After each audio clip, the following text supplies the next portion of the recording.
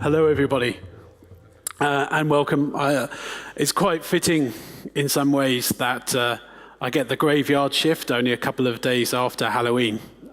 But I'll do my best to keep you awake and get you on your way as quickly as possible. A little bit about me. I'm Nick Peart. I'm the Director of Marketing for Zendesk. And I've had over 20 years of marketing and publishing experience doing communications and analytics in the technology sector for the best part of the last 15 years. I work for Zendesk, as you will have told, you can tell by the logo on the screen.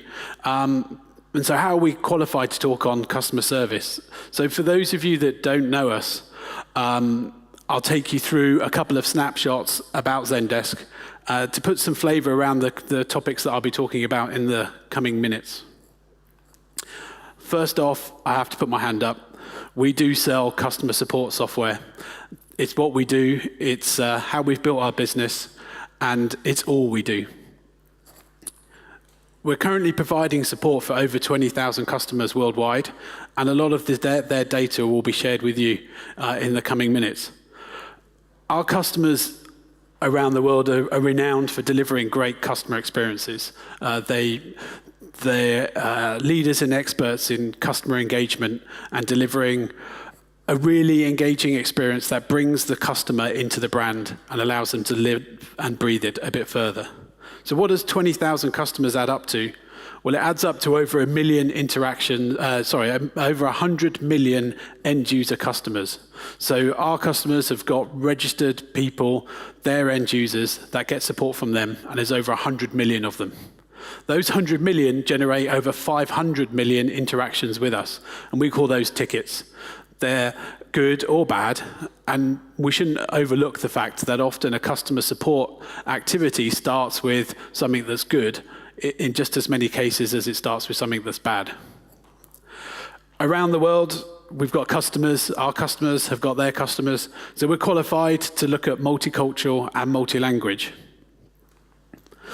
It's interesting that in the world of social media gaming, mobile gaming, browser-based gaming, everybody is out there looking for the golden ticket. They want that nugget of information that's going to transform their business, that's going to enable their business to survive and prosper in what is kind of challenging times. You know, I was reading with interest the notes in the beginning of the brochure for today's conference, where it stated that the good times are over, and it's time to get back to looking at hard work. And really, support doesn't need to be seen as a cost center, and you ought to be using support as the golden ticket to give you valuable insight into your customers and how they're interacting with your games and how they're working on different platforms. So to help with today, I've spoken to 2 or 3 of our customers to ask them, what is support? What does it mean to them? What does it mean to their organization? Support really does provide you with an insight, both good, bad. It tells you how they're engaging with your games, where they're getting stuck, where your customers are experiencing great things or bad things. And the better you can deliver that, and the better you can get those insights nailed and solved as quickly as possible, the more time they'll spend in your game, the faster they'll be back there, and the more time they'll be engaging with you in the way that you want them to. Statistics are great. I just thought I'd share across our customer base. Here's a few statistics. Across all industries, that's an average of our entire customer base. What we do is we run benchmarking off the back of every support ticket that the customer operates. And if they allow and share that data back with us, then we aggregate it to get some averages. So you see, with all industries, there are approximately 1,500 forum views, 630 tickets per month, and across our customers, there's an average of an 86.3% satisfaction with the support that they received from their customer. In the entertainment industry, which is where we lump all the games, you see there's almost a 6-fold increase in the number of forum views, and that's kind of carried through to almost 3 times as many tickets per month. but the satisfaction rating really drops in the gaming industry. However, as you can see from the best in class, we do have a number of very big games companies that are dealing with a lot of forum views, over 100,000 tickets per month, and still managing to bring that success average up to 81.7%. The really clever customers are using support as more than just support.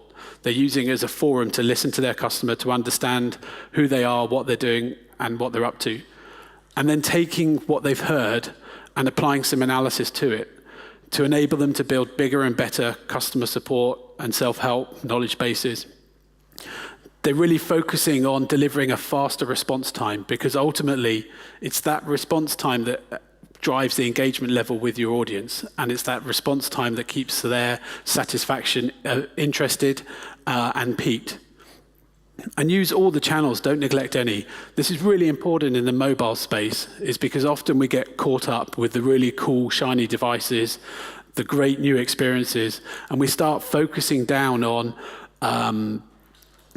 the individual and the device they're using, and we often neglect the different ways that they will engage with us. If you have a multi-platform, multi-device game, then it's often, it's highly likely that your consumer will engage with you in a different way, depending on the device that they're choosing to use at that time. Quality is everything. A bit of advice on quality. The quality is both the speed, the method, and the detailed information that you give back to the customer.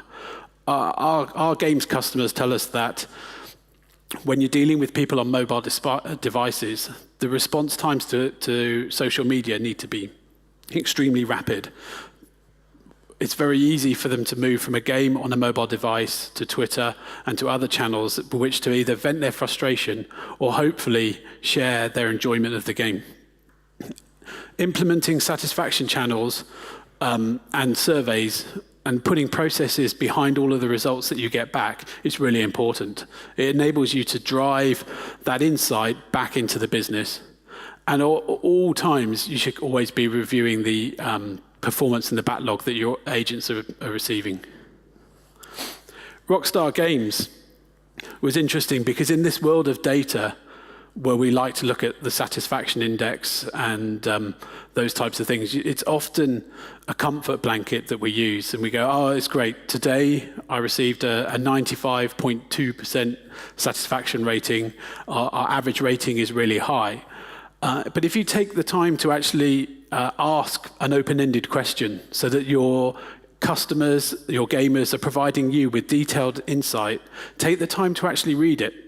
Because often I've lost count of the number of times when you look at what is a negative number, like someone gives you a score of 20% satisfaction for the support you've given them. But actually, in the notes, they've put, well, it wasn't really that bad. I didn't really hate the support that I just got off you, but I'm just generally pissed, so I'm giving you a low mark. And so if you're going to ask the questions, it's really important that you take the time to review the comments. Looking at performance to drive your engagement levels is critical. It's just a few statistics that you can use. This is aggregated with good data. Looking at your first response times, your backlogs, your agent performance. And often it's not just the number of tickets that an agent can respond to in a given period. It's how quickly. It's also a combination of how many times does it take. Because you might have someone that always scores 100% satisfaction. But if they take 5 or 6 touch points to actually be able to resolve the customer's query in the first place, they're not being that productive. Customers' feedback tells us that they don't always want to speak to someone. They don't always want to actually own up to needing to ask for help. Providing self-help articles before a customer gets all the way through to your end user support is really critical. If you can provide someone with a rapid response, so they're in a game, they have a challenge, whether it's an in-game purchase or they're stuck on a level or whatever the interaction might be with you, if you can provide them with the answer very quickly before they even need to speak to you, then they'll be straight back into the game as quickly as possible. Everybody wins in those scenarios. The gamer is back inside the game, in the world, in the environment where they'd rather be, and you don't have to have valuable customer support time handling what is basic inquiries. Again, across all industries, the forum views in knowledge bases within Zendesk is an average of 2,600-ish. The entertainment industry is significantly above. And then the number, the best in class in gaming are handling the vast majority of their initial inquiries through the forum and knowledge-based self-help articles. And then the click-through rates, when entertainment do it right, it's one of the clear ways that the entertainment industry is winning at the moment, because far fewer than the industry average lead to click-throughs. That's when someone searches on your knowledge base for how do I make a payment, or how do I do this in a game, or how can I move from one device to another. If they can get the answer quickly, then they don't need to click through. There's another quote from Rockstar. If you identify something in your support through the analytics and understanding of the questions, if 2 or 3 customers are asking you the same question in a rapid amount of time, the quicker you can turn these round and share information and get the updates back into your forum and enable that next person that comes in with the same question to have some self-help, the quicker and better the experience will be. For instance, this is Rockstar's customer support portal, and they have the ability to pin news articles straight to the front, so that as soon as something new is happening, it's right there in front. And when you click on support, if there is an issue or if there's something going on, you see it right at the beginning, and you can skin it and make it look like your own. We call this kind of knowledge-based stuff in the industry better deflection. And it is just a simplified rundown of the points that you need to understand. The crucial thing is it allows customers to self-serve, to sort it out for themselves. Use the data you get from it to understand why it is they're doing it. It gives you knowledge and drives your forum analytics and search analytics, and really drill down on those. It's possible to take the search analytics and understand what are the top 5 or 6 issues that my customers are asking, and feed those back into game development. A ticket and an interaction with a customer is a rich source of not just bugs and issues and problems, but how a game is playing out, how it works on a different device. And you can use that information and aggregate it, not just to serve your customers with additional information, but actually to focus development in the future.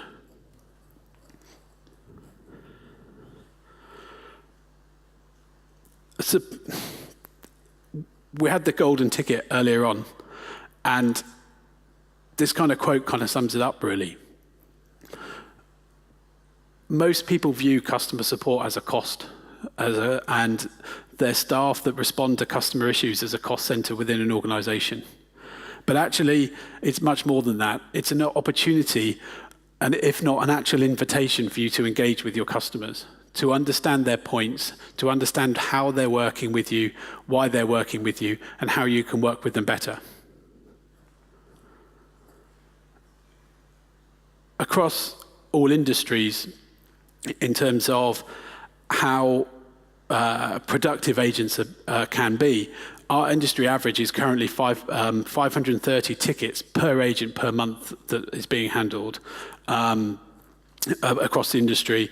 And then individual agents, on average, are dealing with 167 tickets. In the entertainment world, it's 3 times more on both counts. But the best in class in the games industry amongst our customer base is currently over 100-fold much bigger, dealing with more. Their agents are more productive. Their agents are dealing with more instances and getting their customers back into the games much quicker. And that's kind of crucial in order to not lose a customer to a new game when there are new games and new devices coming out every 5 minutes. To summarize on the productivity, how can you really drive productivity and support? It's all about the ticket. It's all about the conversation. You need to have all the channels in one place. When dealing with the answers, make sure you cluster your skill set around devices, knowledge of the game, knowledge of how it works, knowledge of payment, so that you can route effectively any queries to the people that are best served. There's no point delivering, when you're looking at mobile social gaming, if you send every query to do with an iPhone to someone that loves Android. You structure your teams to be able to provide the right answers as quickly as possible. Automate the processes. So if you're able to capture the data that someone's come from a HTC device, then add tags to the ticket to route it to the people that are best served to provide with your answers. And process handling multiple tickets. I mean, how often do you see when there's an issue with the service or something goes down, you get 5 or 6 queries within a matter of seconds, which rapidly escalates.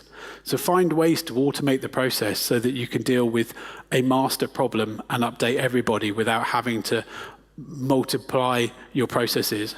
And be ready for multi-language, especially in the mobile space. Use an escalation system is critical. If one agent can't provide the answer, they must know. You have to be able to enable them to elevate it to somebody else that can pick up where they left off and drive it forwards.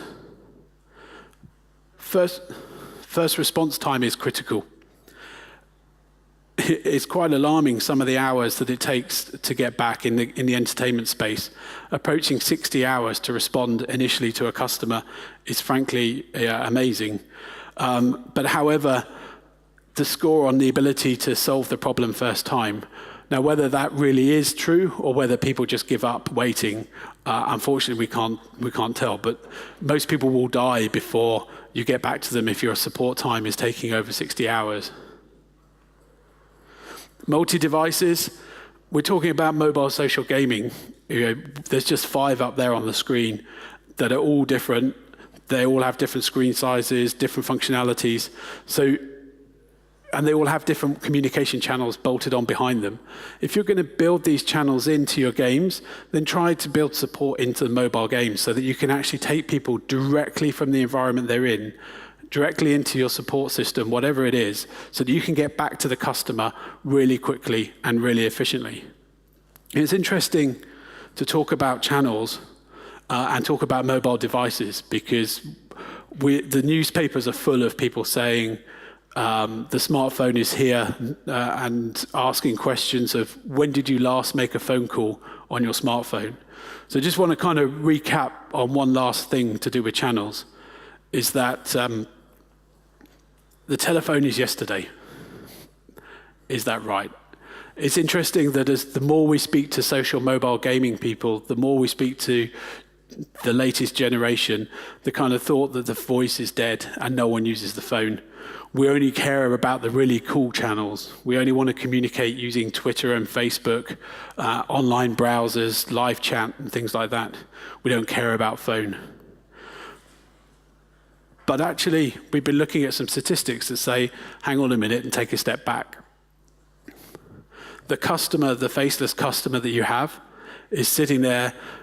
They might be dreaming about Twitter, internet, email, social networks, but actually, deep down, they really want to talk to somebody. And if they've got a problem and they need help, then they're really looking for you to provide them with the feedback to enable them to get back to what they've paid you for. It's interesting as we look, just as a snapshot of the tickets by channel growth with Zendesk. Obviously, it's going up because we've been adding customers. But the really interesting one is the green one, the voice. If you did a straw poll, you'd expect voice to be going down and all of the other channels to be going up. But interestingly, voice still remains a crucial channel, and it's just as relevant to the mobile social gamers. They're just as likely to want to talk to you, and the industry stats are showing us that. So don't forget every single channel, but also don't forget the customers will mix and match their channels.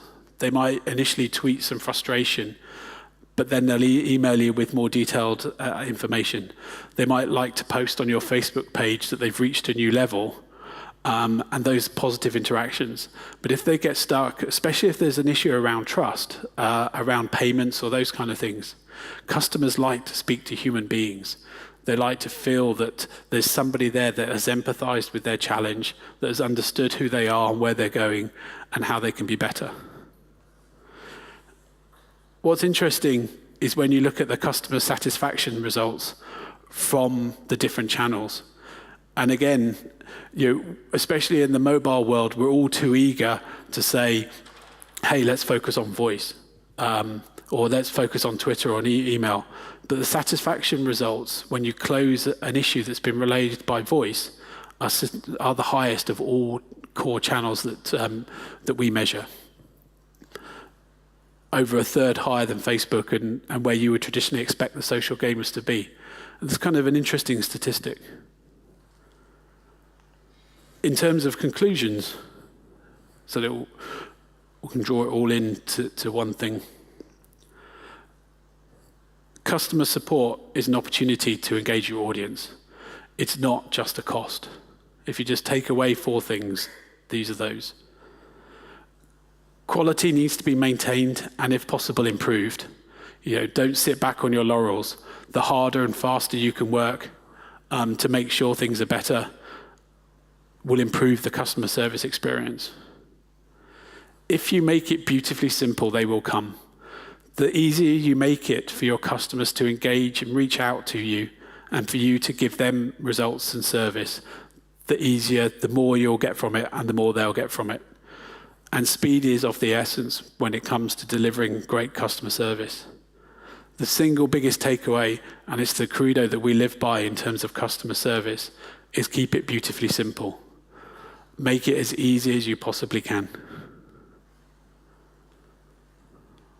So that's it from me. Has anybody got any questions that I can solve for you? Do you have any advice you might give to a young startup game developer, how to approach basically customer service when they haven't done before? So what's the first steps? What's the first to-do list, so to speak? Okay. The first thing is don't wait until you've got thousands of customers.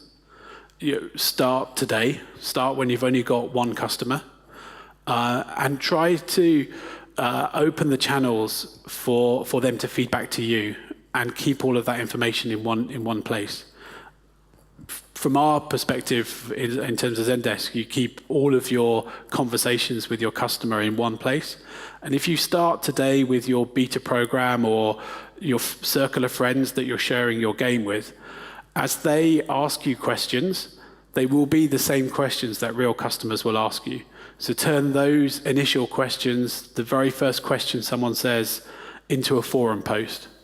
And if you answer when you've only got 5, 6, 10, 20 customers, every time you answer one of their questions, if you start to build your knowledge base, you gain more insight yourself, but also for every customer that asks you the question, you saw from the statistics, there's 8 or 9 others that will ask the same question very quickly. So the quicker you can start taking those first questions and turning them into a knowledge base, ultimately the faster you'll be able to serve your customers, and you'll be better prepared for your growth and success. Well, I have a question. What do you think is the cost for a good customer service? From to? That's a good one. I would say that you shouldn't view customer service as a cost, and it's an opportunity to engage with your customer. And if you turn it around from my perspective as a marketeer, I pay a lot of money to start a conversation with a customer, be it through pay-per-click or online advertising or attending trade shows, flying to conferences like this. Once I've got that customer, anything I can do to engage them further, to keep them engaged with the brand and to stay with me, has got to be a benefit. So I can't give you an exact answer because it really depends on your volumes. But if you do the customer support properly, then it shouldn't be burdensome on your company, because you should be able to serve multiple people By using ticket deflection and knowledge bases, people will get self-help. They'll be much happier. I was talking to a customer. They do online gift aid and when you do sponsored runs. And they were telling us that for the last London Marathon season, by implementing customer service, they were able to drop the number of inbound inquiries by over 50%, but their number of people both setting up accounts to be sponsored and those handing over money were up 30%. So again, that's a great way of saying we increased our revenues, we drove more money into the channel, into the charities by implementing really efficient customer service. And so again, it's not, you shouldn't view customer service as a cost. It's an opportunity to drive more revenue, more engagement with your customer base. But purely playing the sales card from a Zendesk perspective, for a young developer startup, it's we call it better than free. If you pay us $20, we give the $20 to a children's hospital and provide you with 3 agents for a year for free if you're starting out. So that's the cheapest. All the way up to $100 per agent per month on the big systems. Thank you.